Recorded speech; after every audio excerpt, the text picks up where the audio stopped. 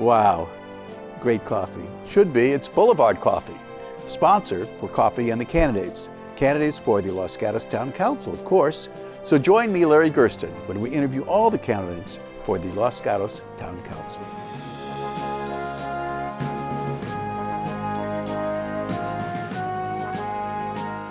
Well, hi. Welcome to Coffee and the Candidates, the 2022 edition, brought to you by the Los Gatos Community Foundation, Boulevard Coffee, and of course, KCAT. We're here right now with Rob Moore, candidate for Town Council. Tell me a little about yourself. Yeah, well, thank you for having me, Dr. Gerston, and thank you to everyone at KCAT. I think this is a really important forum, and I'm glad to be here. I was born and raised in Los Gatos, so I've always lived in this community. I've always called it home. I went to public schools here, and I'm very, very proud of Los Gatos as a community. So a little bit of my background: I always knew that I wanted to go into public service in some way and support our community, but I didn't always know what that would look like. And so I spent time working at the state assembly, working for our state assembly member Evan Lowe, and then went on to work for our Congresswoman Anna Eshoo, and really enjoyed those experiences and got a lot out of that. I actually worked on some really neat infrastructure bills. I worked on the Biden infrastructure bill and some of her public health stuff, and then went on to work for the United Nations Foundation doing some international development work. But I just didn't find I was having the tangible impact in the community in Los Gatos that I wanted to be. And so I think I've kind of found my true calling in working for the town and with the town and the people here. So I've served on a variety of boards and commissions. So I currently serve on the Housing Element Advisory Board. I served on the Complete Streets and Transportation Commission, on the board of the Chamber of Commerce. I've been a CERT volunteer for the better part of a decade and have really enjoyed that. And one thing I'm especially proud of with my involvement in the town was working to plan and execute the United Against Hate March that happened about a year ago, and so that was, I think, a really powerful display of our community, and so I think I bring a really unique perspective and experience to this town, and I'm very excited for the opportunity. And you, other than working full-time, I imagine, for this job, do you have any work you're doing now? Yeah, I do. So I work locally at a nonprofit. It's called the San Jose Conservation Corps, and we help young adults who have kind of fallen off the horse get back on the horse. Good, yeah. Good. You mentioned the rally against hate last, I think it was November, right? Something like that. A lot of people there. Yeah, a lot of people there. A lot of people there. One of the largest rallies I've seen in Los Gatos. Although it seems like a few people didn't get the message. Noticed that there were posters all over the place downtown not too long ago. You've been mentioned, lucky you. Lucky me. What do you think about this whole idea of people being so derogatory and passing the word around the way they do? Yeah, it was very sad to see, because actually I think the Los Gatos United Against Hate March, and I actually spoke at the Los Gatos United Against Hate March. That was probably one of the most nerve-wracking things. You said there were a lot of people there, but since then that group hasn't been very active, and so they have come back out with the posters that were posted all around town. I was really disappointed to see that. I think that it's always hurtful to see language like that, and it was shocking when it was directed at me as a candidate. But I think it was especially hurtful that it's attacking LGBTQ folks, black and brown folks. All of these people are our neighbors, right? And part of the Los Gatos community. And so it's, I think one thing as a candidate, when I say, yes, I'm putting myself out in front of the community, I'm running for office, but I think it's really pernicious and hurtful to see folks like that attacking, these large marginalized groups. And what I think is important to remember about all of that, at least for me, is that it's a very small, they're very vocal, but it's a very small group of people that espouse these beliefs. So I think by and large, the Los Gatos community is a inclusive and wonderful place that, there's sometimes it needs some work, but that's what I hope to do. Is there anything you would do to try to prevent this in the future, or is it the kind of thing where there's always going to be some people like that? Yeah, it's tough. It's free speech. They get to post posters where they want, but people took them down immediately. And I think that's the beautiful thing about the community is when you talk about these things and when you say, hey, that's not okay. That's I think the biggest thing that any of us that want to be in front of people serving in these ways is to call those things out and say, there might not, you get to say this, but you don't, I don't know, it's not the opinion of the community. I think one thing that I was really proud of that during all of this, when it happened, when all of these people attacked former Mayor Mariko Sayoc, what we did as a group and the Los Gatos Anti-Racism Coalition and others, we filled the public comment section. So after all these folks had come and attacked the mayor, we filled the public comment section with positive speakers talking about how much the council and those folks have given to the community, so they couldn't speak. And I think that was a really powerful display of solidarity. This is the first time you're running for elected office, right? Correct. Okay. Welcome to the crazy world of politics. Thank you. Tell me, there's so much to do, so many different ideas.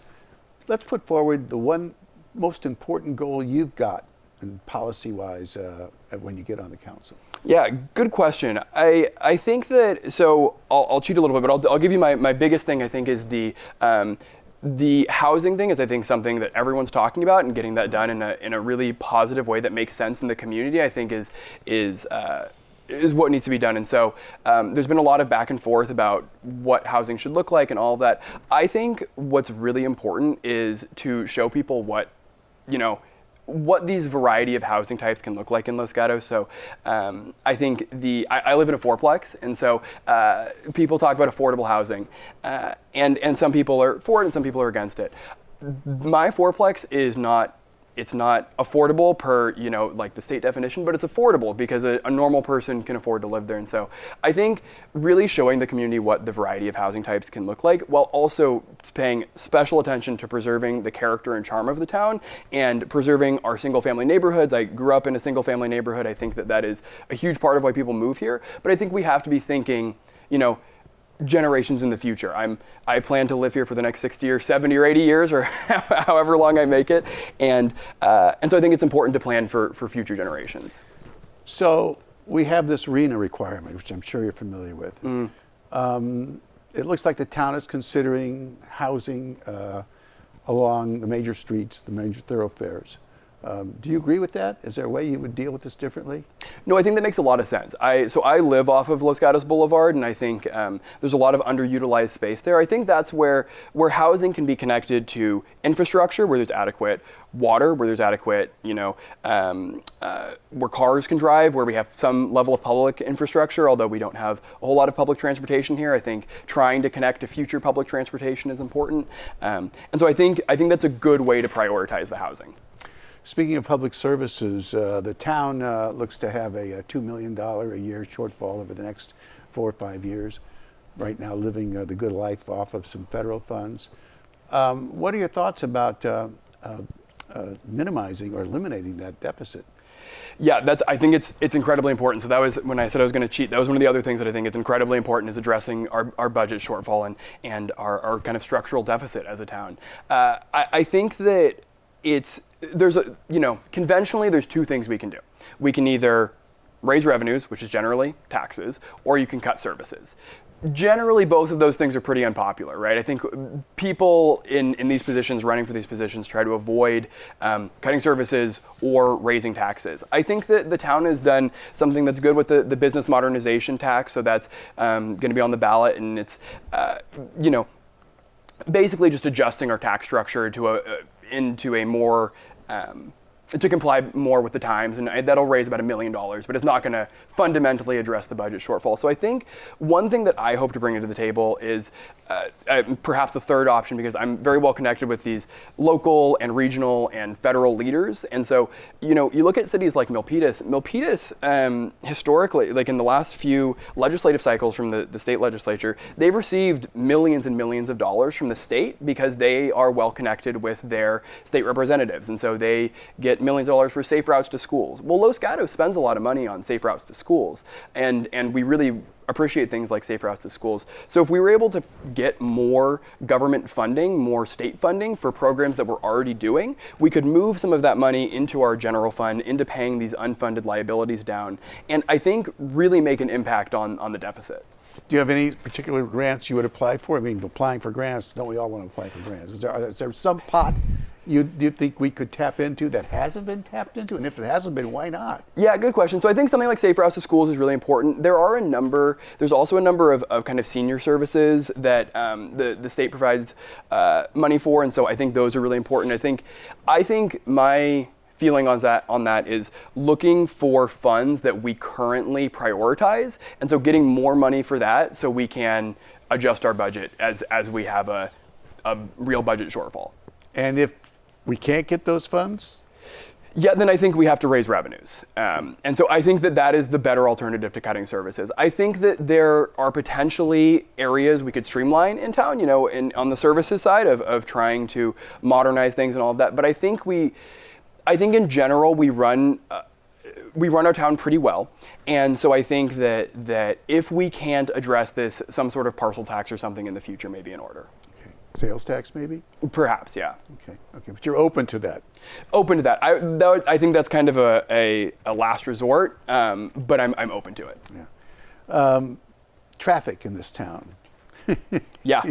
All you have to do is say that word and people say, yeah, just like you did. What are your ideas about mitigating some of the traffic messes we have in terms of particularly the weekends during the summer? Right, yeah, very, very good question. So my campaign is based around knocking doors. And so what I do is every day after work, I get out in the community and I knock on doors. So I've knocked on over 2,000 doors and I've talked to thousands and thousands of residents in Los Gatos. And I think it's one of the very best ways to get out in the community and meet people and understand where people are coming from. Traffic is the number one thing that they talk about. It's, some of these other things, housing, the budget, these things come up, but traffic is number one, especially around the downtown and places that are really impacted. I think there are some creative solutions. So I think there's kind of two things. One, I think, is better pedestrian infrastructure, better bike infrastructure. All of those sorts of things will help, and I think as we build as a community, we have to really emphasize that. So I think that's one piece that's really important and actually will, over the long term, help. However, addressing beach traffic, in the short term is going to take more. So I think there's a few creative solutions. So one thing that people talk about a lot actually is that people really liked, at least in the downtown area, people really liked when the on-ramp was closed for a brief period of time until Caltrans said you can't do that anymore. And so I think I would be interested in potentially piloting a closure in front of the ramp, potentially in sort of a long-term way you could pull out the park and make it a more of a pedestrian-focused area and really limit who's getting on and off that, or just getting on that on-ramp. I think that could help. I'd be curious in trying it and giving it a try. I think, there's also things, one sort of a pipe dream of mine is extending the light rail down Winchester. I think that's something that's been talked about for a really long time and continues to not happen. But I think if the funding is there at the state level or the federal level, I think getting a light rail extension and then potentially, a real pipe dream would be getting that over the mountain, and like we used to have a train that went over the mountain. And so I'm really excited actually for our new, who I think will be our new state assembly member, Gail Pellerin, who I've built a close relationship with. The new Assembly District 28 is going to be stretching from Los Gatos to Santa Cruz, which is unique. I think it's a huge opportunity, and Santa Cruz folks, I've heard from Gail, talk just as much about beach traffic as we do on our side of the hill. So I think there's some really great collaboration that could happen there in actually getting some sort of public transportation, and if not a train or whatever, a bus, because we have a bus, but it doesn't connect well to our bus infrastructure, and I don't think it connects very well to the other side. So I think there's things that can be done to address the traffic issue. Isn't the bus situation a county-to-county issue more than a town-to-county issue? Absolutely, yeah. So I think there's different things we could do. We could work with the county to establish a joint powers authority or something like that, something to that effect. But I think it is county to county, but the state can invest state dollars into it. And I think that with all of this, I think once you get the dollars there, people seem to figure out how to fall in line. And so I think getting anything that gets people over the hill that's not in a car would be really good. I understand that, especially watching the traffic on the weekends. You kind of wonder. Right. Sometimes you think it's easier to walk over the cars to get where you're going. Yeah, it might be. Yeah. Downtown. We talked about downtown. We've got now these parklets, courtesy of COVID, really, I think. Yeah. What do you think about them? Do you think they're working? Do you think there's too much? Is it routing traffic, parking? What do you think? I'm very supportive of the parklets. I think there's, they do take away some parking downtown, and that's, a negative consequence of the parklets. However, I think the parklets are great. I think they are getting more people out dining. I think it's really revitalized the downtown in this great way. I've was very supportive of them on the board of the chamber, and I think the business community has been very supportive of them too. I think it's good for not just the restaurants, but I think it's also good for retail, and retail is struggling in some ways in downtown, and so getting people out into the downtown in any way that makes it more interesting. Things like the promenades I think are great, that really bring energy and people to the downtown. Speaking of downtown, and businesses, we've got, of course, this issue on the ballot that we talked about, bringing in $1 million. Some people have complained that it's hard enough right now for businesses to get started here in Los Gatos because they say the permitting is just too lengthy, that the costs are too great for a small business. Is this going to help, or is more needed to be done? Is there more that needs to be done? Excuse me. Good question. So I think that's a very legitimate complaint from our business owners. I think part of my political philosophy is when there's a group or a constituency or a person who has an opinion, it's incredibly important to listen and really listen with open ears, right? And so our business community has talked for years about how onerous and how difficult the permitting process can be. And so I think there are legitimate things that need to be done to streamline that process. And the chamber has been working with the town to work on some of those things, and I think the business community has been responding well to some of that. In terms of the tax, my understanding of the tax is it's predominantly focused on the top 12 or 15 highest revenue businesses in town, most of which are doing well. And so I think that changing the tax structure in that way will be a positive thing, and I think the town not having any money isn't good for our small businesses either. And so I think our small businesses need a lot of support, and our small business owners and our business community. And I think that our larger businesses can give back in that way. I think they might not be readily handing out the money, but I think it'll be good for the town overall. You've knocked on doors and spoken, I believe, to at least 1,500 people. Yep. Is that a good number? Yep. A little more than that now, yeah. Okay. Let's assume you're elected, okay? What are you going to do to stay in contact with your constituents other than, the council meetings? Yeah, good question. Yeah, unfortunately, I don't think I can continue knocking on doors. I've woken up some babies, and that's a really awful feeling. And so I've been developing a large email list of just all of the people that I've talked to, and that's been great, and be able to communicate with them one-on-one. And I post my personal phone number on my website. I put my personal phone number on my flyers. Maybe there will come a day where I regret doing that, but I really do think it's important someone in this position is really, I think, supposed to be representative of the people and care about this community deeply. And so when there's an issue, no matter how big or how small, I think it's important that people can get in touch with me. And so my phone is always open, my email is always open. And then I think there's a lot of really great things now that we're post-COVID. As there used to be, these town halls that the community would do, and there haven't been as many of those. And I think there are also kind of meet and greets and just kind of voice your opinion, forum sorts of things. And I would want to do any and all of that. I think it's really important to be engaged. One more question relating to representation. Some cities, of course, even smaller cities, have gone to districts instead of at large. What's your thought about that? Good question. So I think in general, districts as a rule, districts tend to be good for communities. And so I think you get better representation from across the town. Right now, I think most of our town council members live in the downtown district. I have never lived in the downtown district. I grew up in Bellwood in East Los Gatos on the other side of the train tracks. And then my parents split and I moved to the Charter Oaks neighborhood, which is on other side of Los Gatos. And now I live off of the boulevard, kind of near the North 40 actually, behind Trader Joe's. And so I'm excited to represent different parts of the community. I think there's a lot of pieces of the community that get left out. And so I've been knocking on doors in Rinconada recently, and those folks I think often also feel like they get left out. So I think there's definitely a piece of district elections that is really, really positive in that you get someone from the different parts of the town. However, for Los Gatos specifically, I think that we generally have a very high quality town council. We get qualified people that do a good job representing the town.